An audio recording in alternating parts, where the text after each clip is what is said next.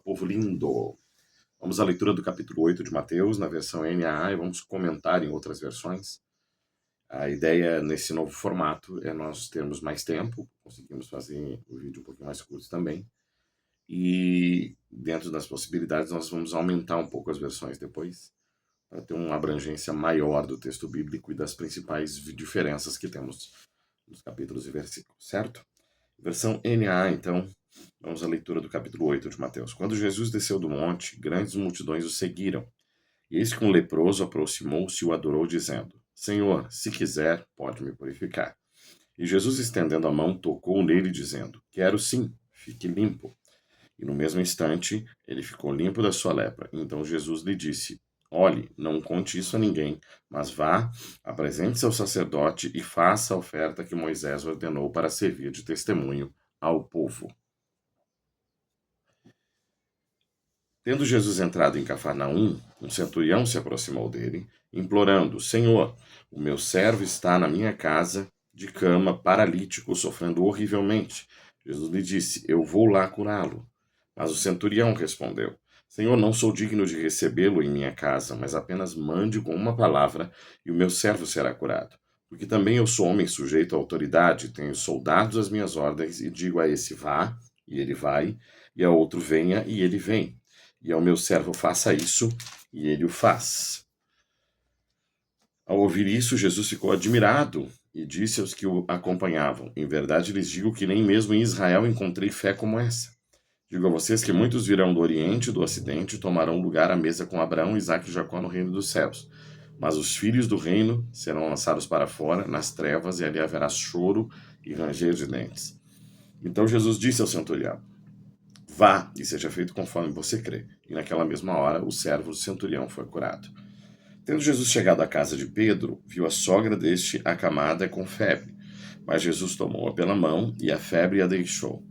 Ela se levantou e passou a servi-lo. Ao cair da tarde, trouxeram Jesus muitos endemoniados, e apenas com a palavra expulsou os espíritos e curou todos os que estavam doentes, para se cumprir o que foi dito por meio do profeta Isaías. Ele mesmo tomou as nossas enfermidades e carregou as nossas doenças. Vendo Jesus muita gente ao seu redor, ordenou que passassem para outra margem. Então, aproximando-se dele, um escriba disse a Jesus: Mestre, eu vou segui-lo por onde quer que o Senhor for.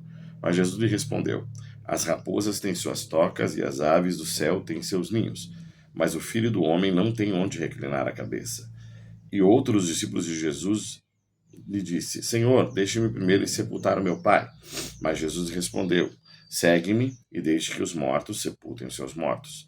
Jesus entrou no barco e seus discípulos o seguiam.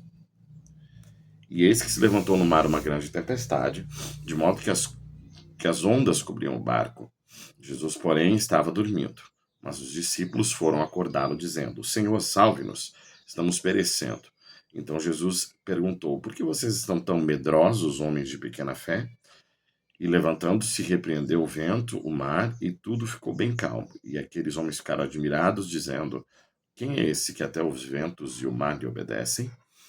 Certo? Esse texto não tem muitas diferenças, eu acho que algumas informações importantes partem, por exemplo, do versículo 24, né, que é só uma curiosidade, mas é uma similaridade de texto bem tranquila, que no versículo 24, na Bíblia Revista Almeida e Atualizada, né, nós acabamos de ler, do 24, na verdade é o 26, né? Então Jesus perguntou: Por que vocês são tão medrosos, homens de pequena fé? Já na Almeida Atualizada, então Jesus perguntou: Por que sois tímidos, homens de pequena fé? E na Almeida Revista Corrigida: Por que temeis, homens de pequena fé? A tradução brasileira, e ele disse: Por que temeis, homens de pouca fé?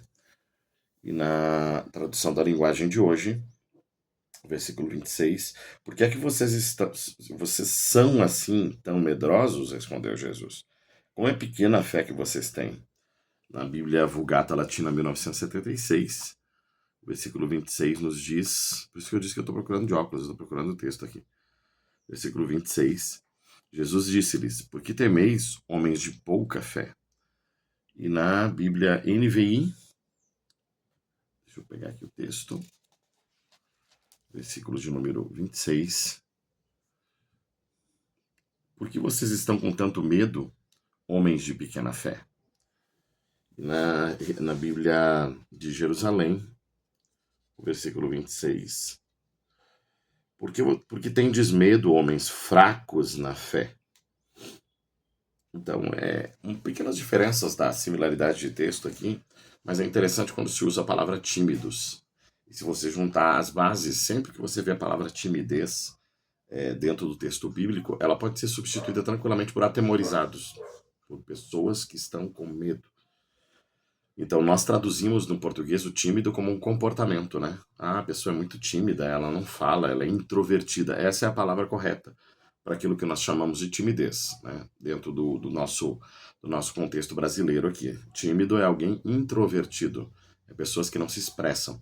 O tímido bíblico, quando diz que, né, os tímidos não herdarão o reino, por exemplo, quando diz, né, quando fala a crítica à timidez, está falando de pessoas atemorizadas, pessoas paralisadas pelo medo, e não de tímido no comportamento que nós interpretamos como introvertido, ok? Acho que essa é a curiosidade mais saltante desse texto, né? Outra questão, que é motivo de discussão, é que Jesus expulsa o demônio em Gadara, né? E os demônios vão aos porcos, né? Então entra tantas questões e tantas ideias aí, mas o mais assustador, na minha opinião, não sei se você concorda com isso, é a população mandar Jesus embora. E aí nós temos um monte de razões históricas para isso, né? Uma das razões é que acredita-se que a manada dava 2.500 porcos, e que aqueles criadores de porcos em Gadara, provavelmente não judeus, eles viviam da criação de porcos. Aqui, os porcos, no contexto dos judeus, eles eram lixeira, né? Eles serviam para comer o lixo que era jogado para fora da cidade. Uma cidade como Gadara provavelmente tinha alguma dessas funções, ou então não judeus que estavam lá consumiam a carne de porco, mas de uma forma ou de outra, os porqueiros, os criadores de porco, é quem pede para Jesus ir embora. Então a razão pelo que eles pedem não é exatamente o medo do poder de Jesus e do que aconteceu ali, mas tem a ver com a questão do sustento deles, tem a ver com a questão do que eles faziam, né, como criadores de porcos. Essa é uma versão teológica, né, basicamente, de ideia histórica, né, mas não é um fato histórico, né, mas é interessante para a gente ter uma noção, certo? A terra dos Gadarenos, província dos Gadarenos, a terra dos Gadarenos, a versão da NTLH, região de Gadara, aí entra Gadara, né, que é o nome da região, ali na Bíblia de Jerusalém, o versículo é o 28, né? Versículo 28.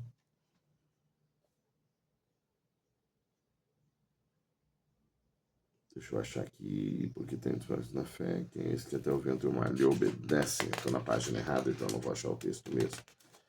De Jerusalém. Nada demais assim, mas é interessante a gente observar. Ao chegar do outro lado, aí fala o país dos Gadarenos, então entra uma questão de província, país. Isso é o que dá a razão de achar que ali viviam muitos não judeus. Por isso a cultura de criação de porcos, porque os judeus e os porcos não dão muito certo, né? Porco é tido como imundo dentro da cultura judaica, certo? Então,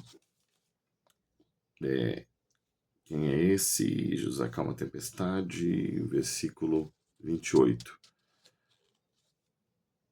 Quando Jesus chegou a outra região, a região dos Gadarenos, e a Bíblia NVI vai dizer também, quando Jesus chegou ao outro lado, a região dos Gadarenos. Região, país, província, dá uma determinada ideia onde há uma separação geográfica bem clara, né?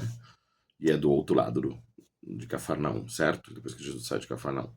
Outra questão aqui é que a ofensa que Jesus faz aos mestres judeus, quando no versículo 11 diz: Digo-vos que virão muitos do Oriente e do Ocidente que se assentarão com Abraão, Isaque e Jacó no reino dos céus, enquanto que os filhos do reino serão lançados nas trevas exteriores, onde haverá pranto e ranger de dentes.